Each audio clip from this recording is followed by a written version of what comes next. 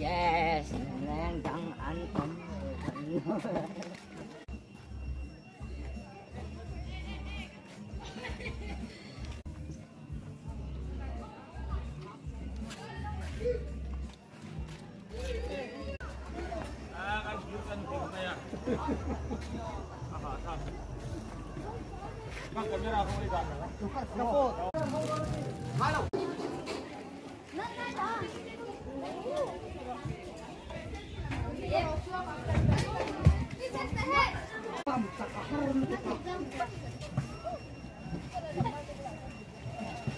Tôn pun lâu lẽ lên mà gan bạc tàu lâu ô bạc tàu lâu năm nay là cầm nào cũng phải đâu chở hết tàu xe này tôn pun bồi tê bồi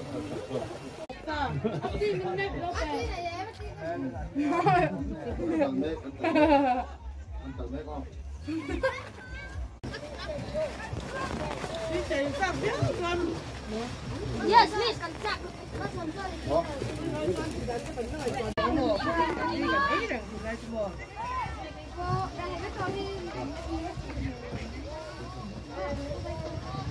Selesai.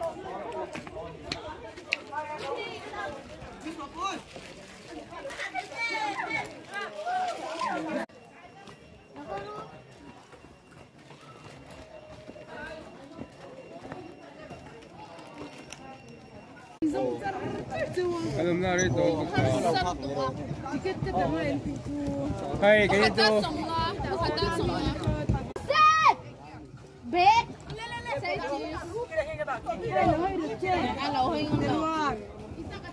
Lẩu hơi đâu? Đây là tiết trình hợp phun tới cả trường. Răng cái là nó phê. Ai cứ tới đây cho nó khăn ra đi.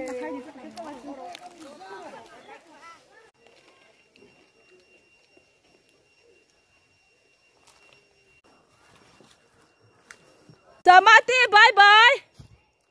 Hai giờ Marty hết năm lầu hay rồi. Hôi thầy to lầu. Trầm đi là nị khi ván khi trầm đi.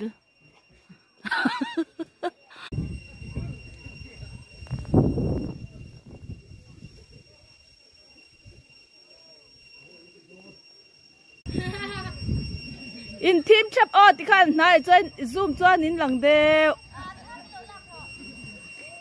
À em à.